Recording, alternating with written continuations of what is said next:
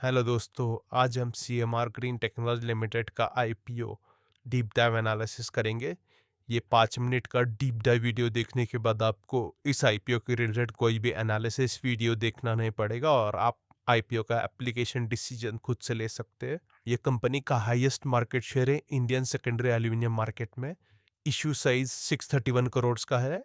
Price band 182 से लेके 192 है। Market cap after listing 4,200 crore का एक स्मॉल कैप कंपनी है। आईपीओ डेट्स जून 3 से लेके जून 5 तक है। इस वीडियो में हम बिजनेस समझेंगे कंपनी का, फिर इंडस्ट्री ग्रोथ कैसा है, फिर फाइनेंशियल परफॉर्मेंस कैसा है कंपनी का, गुड पार्ट्स क्या है, रिस्क क्या है, वर्किंग कैपिटल एनालिसिस करेंगे, हेडविंड्स एंड टेलविंड्स क्या है, सिक्योरिटी वैल्यूएशन करके देखेंगे कंपनी अंडर वैल्यूड है, ओवर वैल्यूड है, रीजनेबली वैल्यूड है। एट द एंड हम समरी देखेंगे। तो पहले समझते कंपनी का बिजनेस। तो ये नंबर 1 प्लेयर है in secondary aluminium market. Secondary aluminium market मतलब जो भी एल्यूमिनियम स्क्रैप से बनता है या एल्यूमिनियम वेस्ट प्रोडक्ट्स जो होते हैं उससे जो बनता है वो सेकेंडरी एल्यूमिनियम होता है। ये डायरेक्टली रॉ बॉक्साइट से नहीं बनता है।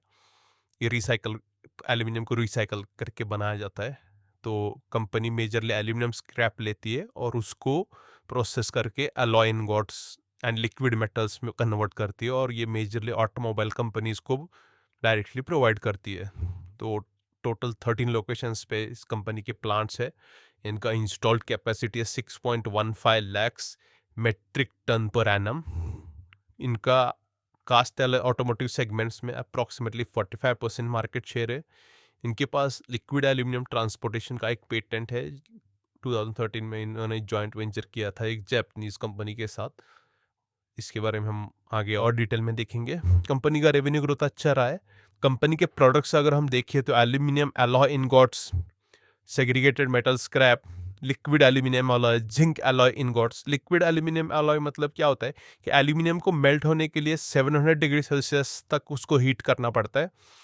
तो जो हीट किया हुआ लिक्विड फॉर्म में जो एल्यूमिनियम है उसको डायरेक्ट कंपनी ट्रांसपोर्ट करती है अपने कस्टमर को।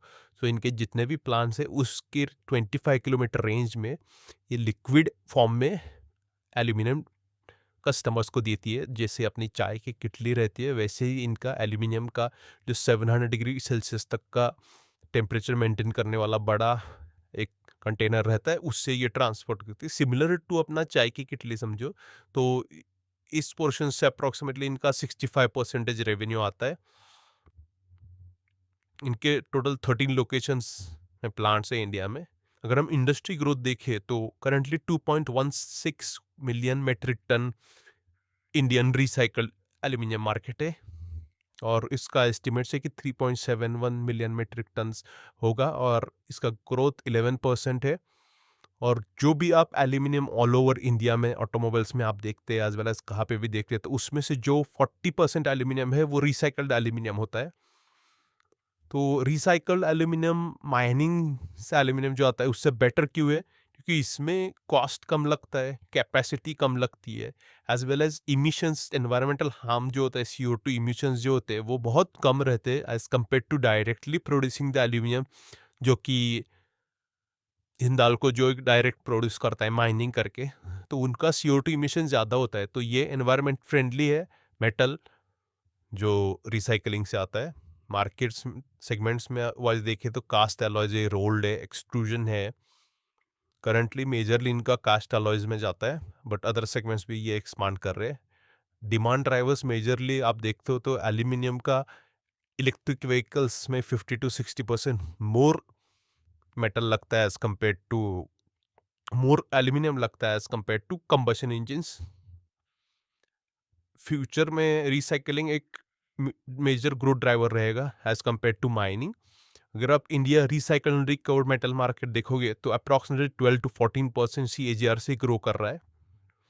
अगर इस कंपनी का फाइनेंशियल परफॉर्मेंस देखो तो FY25 में कंपनी ने 12% ग्रोथ किया था और FY26 में मतलब 9 मंथ्स का इन्होंने दिया हुआ है बट उसके हिसाब से अगर 12 मंथ्स का निकाले तो 26% अप्रॉक्सीमेटली इनका और रेवेन्यू ग्रोथ रहेगा टॉप लाइन। इबिट्टा अगर हम देखें तो इबिट्टा भी अच्छी तरीके से इंप्रूव हो रहा है बट पैट FY24 में डाउन था -839 करोड़ क्योंकि उन्होंने एक वन ऑफ गुडविल जो बैलेंस शीट से हटाया था 2020 में। कंपनी ने एक्वायर किया था कोई तो कंपनी, तो उसका गुडविल अभी कंपनी ने हटाया, तो उसकी वजह से 839 करोड़ का एक वन टाइम लॉस है, ये आगे नहीं रिपीट होगा। अगर आप टॉप लाइन देखो तो वो अच्छी तरीके से ग्रो कर रहा है। इबिट्टा मार्जिन भी 3.5 था और अभी 5.2% होगा। इबिट्टा मार्जिन भी इंप्रूव हो रहा है। नेट डेट टू इक्विटी 0.76 है, क्योंकि इन्होंने रिसेंटली 2 प्लांट्स लगाया है। रिटर्न ऑन इक्विटी 7% है, सॉरी 25% है। तो गुड पार्ट क्या है कंपनी का, तो कंपनी के पास इंस्टॉल कैपेसिटी 4 टाइम्स हायर है than the nearest Indian competitor जो है, तो एक लीडर है सेकेंडरी एल्यूमिनियम मार्केट में। Patented AI liquid aluminium technology है इनके पास। तो majorly based on my research only 3 players है इस पेटेंटेड लिक्विड एल्यूमिनियम टेक्नोलॉजी में। और ये टेक्नोलॉजी ईजी नहीं है, मतलब एक मोट है कंपनी के पास इसके रिगार्डिंग। इन्होंने जॉइंट वेंचर किया था जापानीज कंपनी के साथ, वहाँ से इनको ये टेक्नोलॉजी मिली है। और जो भी स्क्रैप मेटल है वो ग्लोबली वो प्रोक्योर करते हैं। इंडिया में उतना लॉजिस्टिक्स अवेलेबल नहीं है, एज वेल एज उतना अभी तक मार्केट मैच्योर नहीं हुआ है, इसलिए मेजरली जो भी रिसाइकलिंग में स्क्रैप लगता है वो यूजुअली इंपोर्ट होता है डिफरेंट कंट्रीज से। कस्टमर बेस इस कंपनी के बड़े बड़े मारुति सुजुकी, होंडा, बजाज, हीरो मोटोकॉर्प, मतलब इंडस्ट्रीज बिगेस्ट ओईएम्स इनके मार्केट, इनके कस्टमर्स है। 42 to 45% शेयर है इनका। ग्रीन एल्यूमिनियम स्टोरी है, as well as addressable market increase हो रहा है। बियर केस है कि मार्जिन्स बहुत थिन है, 4 to 5%। अगर कोई भी कमोडिटी प्राइसेस में चेंजेस आता है तो एक रिस्क है। ऑपरेटिंग कैश फ्लो निगेटिव है, क्योंकि इन्होंने रिसेंटली जो 2 प्लांट चालू किए उसके लिए बहुत ज़्यादा इन्वेंट्री लगी है, रिसीवेबल्स भी बढ़े हैं। तो currently operating cash flow negative है, but over the time improve होगा। डेट थोड़ा इंक्रीज हो रहा है बट करंटली मैनेजेबल है। कस्टमर कॉन्सेंट्रेशन रिस्क है, 52% ऑफ द रेवेन्यू जो आ रहा है वो टॉप 10 कस्टमर्स से आ रहा है। कॉर्पोरेट गवर्नेंस का छोटा सा इश्यू है ये कंपनी में। रिसेंटली 58 करोड़ का फंड्स इन्होंने personally real estate properties purchase करने के लिए यूज़ किए थे, और ये 100% ऑफर फॉर सेल है। वर्किंग कैपिटल इश्यू है, जैसे हमने रिसेंटली डिस्कस किया। Cash flow from operations for last 3 years negative है, क्योंकि इन्वेंट्री बिल्टअप हुए, जो 2 प्लांट्स लगाए वो चालू करने के लिए इन्वेंट्री लगता है। रिसीवेबल्स थोड़ा इंक्रीज हुए, बट कमिंग ईयर्स में इम्प्रूव होने के ज़्यादा चांसेस है।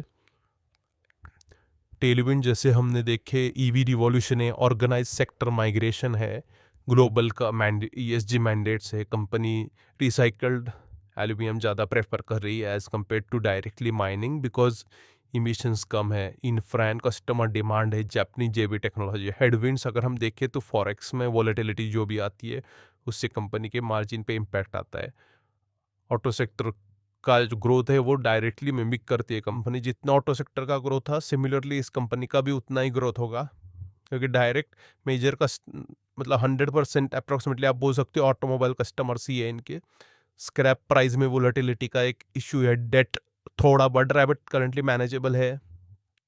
अगर हम रिलेटिव वैल्यूएशन देखें तो CMR ग्रीन टेक्नोलॉजीज का रेवेन्यू 6,666 करोड़ है। PE 30 के अप्रोक्सीमेट है, एज कम्पेयर टू पीयर जिनका 35-32 है, तो PE रीजनेबल है। रिटर्न ऑन इक्विटी हाईएस्ट है पूरे पीयर्स में। नेट डेट टू इक्विटी 0.6 है, जो कि मैनेजेबल है, क्योंकि ये कैपिटल इंटेंसिव बिजनेस है। रेवेन्यू में कंपनी लीडर है। मार्जिन का थोड़ा कंसर्न है।